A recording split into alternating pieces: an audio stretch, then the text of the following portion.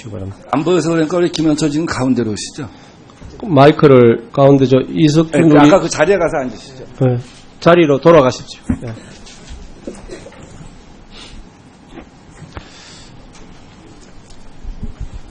네, 거기서 좀 서서 안 보이니까.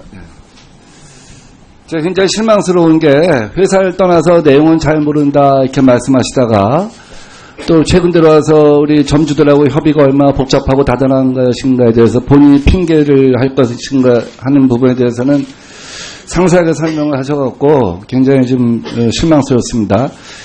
이 시장은 한 10여 년 전에 불과 뭐 몇백만 원, 몇천만 원 시장에서 지금 2조 원 시장으로 우리나라에서 가장 빠른 시기에 압축적으로 성장한 시장입니다. 근데 여기에는 점주들에 대한 엄청난 그 약탈이 있었던 것이다. 일방적 이익을 취한 것이다. 이렇게 우리가 보는 것이죠.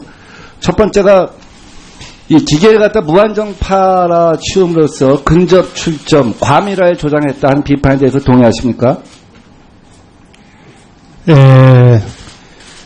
그 부분에 대해서는 저희 회사에서 그 해소하는 방안으로 1년 정도 물건을 팔지 않은 적도 있었고 그러니까 그 과정에 2개 내지 3개의 경쟁 수준의 업체가 탄생을 해서 지금 시장은 더 과밀화로 가고 있습니다. 인정을 한다는 것이죠. 그리고 이 제품을 팔면서 수시로 업그레이드를 갖다 시켜서 말하자면 제품을 갖다 계속 새로운 제품을 갖다 공급하고 소프트웨어에 연결시켰죠. 그렇게 해서 이 제품의 주기를 갖다 파악하지 못하는 점주들 입장에서는 새로운 제품의 출시 때문에 계속 고통을 받을 수밖에 없는 것이죠. 그래서 수없이 많은 점주들이 근접 출점과 잦은 이 기계 교체로 수천 개가 문을 닫았죠. 수억 원 손해를 보고 때로는 10억 원 이상 손해를 본 점주들도 수천 명에 달하죠. 인정 안 하십니까? 그리고 7천만 원 이렇게 8천만 원 하던 기계를 또 새로 시장에 진입한 업자들한테 중고가 가격으로 팔아갖고 같이 경쟁시킨 경우도 굉장히 많습니다. 하여간 이런 것 때문에 결국 사회적으로 큰 문제가 생긴 거 아니겠습니까? 동의하시죠? 네. 저희 골프존이라는 회사가 그렇게 의원님께서 말씀하시는 대로 부도덕하든가 무책임한 회사는 아니라고 생각합니다. 오케이, 저는 여기까지, 김대중 정부의 그 벤처기업 시책에 그 창업을 해서 현 정부까지 오로지 이 세상에 없는 새로운 것만을 추진해 왔습니다. 이 과정에 많은 비즈니스 찬스가 생기는데 그 과정에 비즈니스 찬스를 잡아서 자기 것으로 하는 분도 계시고 그렇지 못한 분이 일부 계십니다. 이쪽 부분에 많은 서원과 격려도 필요하다고 생각을 합니다. 예. 자, 이제 가맹 사업이냐 아니냐 이제 이 문제 갖고 2011년도에 재판 판결이 났죠. 예. 아시죠? 예. 가맹 사업이 아닌 걸로 평가가 났죠. 판단이 났죠. 예. 근데 그때와 지금의 어떤 사업 환경은 전혀 다르죠. 그때는 기계를 판 거고 사실 본사랑 소프트웨어가 업그레이드 안 돼 있는 상태가 더 많았었죠. 근데 지금은 100% 소프트웨어가 업그레이드 되죠. 수시로 업그레이드 되죠. 예. 그러니까 골프존이라고 하는 영업 표지와 본사에서 제공하는 영업 방식이 강요되어 있는 것이죠. 일부 그런 점이 있습니다. 그런 면에서 가맹사업이라고 할 수 있죠. 그 가맹사업으로 할 수 있는지 부분은 법률적인 검토를 좀. 대리점법이 통과됐죠. 예. 그 대리점이라고 볼 수가 있습니까? 가맹사업이라고 볼 수 있습니까?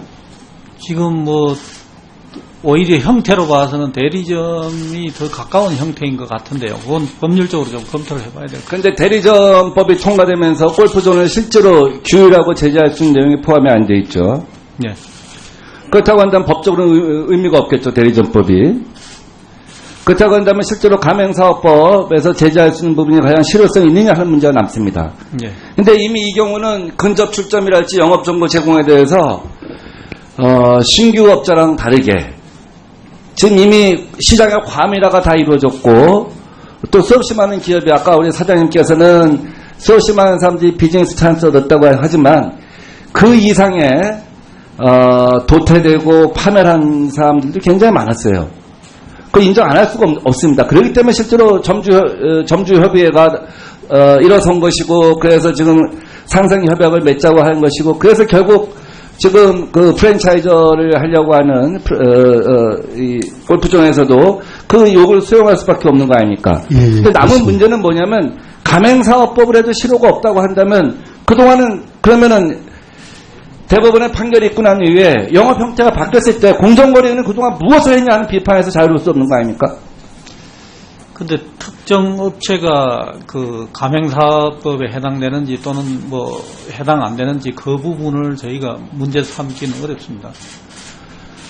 특정 업체 우리가 참 공정거래위원장님 한가하신 말씀하는데 우리가 몇 년 전에 편의점 점주들이 수없이 많이 자살하고 그러면서 결국 사회 문제화 돼갖고 가맹사업법을 이제 고쳤는데 이 경우는 우리나라에서 대표적으로 성장한 어떤 가맹사업의 형태를 띠고 대표적으로 성장한 기업입니다.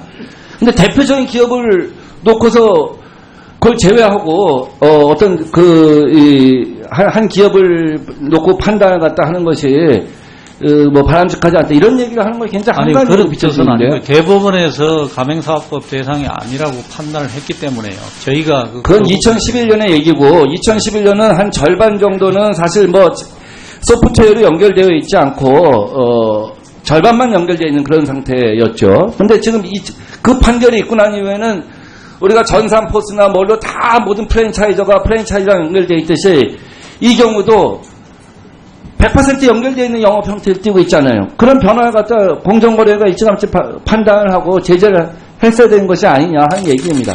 지금 최근에 거래상 지위 남용 쪽으로 신고가 들어왔기 때문에 지금 법률적으로 조사 검토를 하고 있습니다. 그래서 첫째, 그런 지금 위법의 문제, 그 다음에 앞으로 그러면 이 부분을 갖다가 가맹사업으로 포함시킬 거냐, 대리점으로 포함시킬 것이냐, 어떻게 제재하고 어떻게 규율할 것이냐에 대해서 공정거래가 언제까지 대책을 내놓겠습니까? 가급적 빠른 시일 내에 방향을 검토해서 위원님께 보고드리도록 하겠습니다. 의원님, 이 가맹사업을 저희들이 추진하는 이유가 상생 방안을 이뤄내서 그 스크린 골프 업체 단체들이 있습니다. 7, 8개 단체들하고 한 1년 이상 어떻게 하면 우리가 상생할 수 있겠느냐. 협의의 결과가 가맹사업을 했으면 좋겠다는 게 대부분의 의견들이었습니다. 그래서 저희들이 어떻게 될지도 모르니까 그러면 시범사업부터 먼저 시작을 해보자 해가지고 일부 지역을 정해서 시범사업을 하고 있는 거지 저희들이 무슨 목적에 의해서 시범 그 사업을 하고 있는 것은 아닙니다.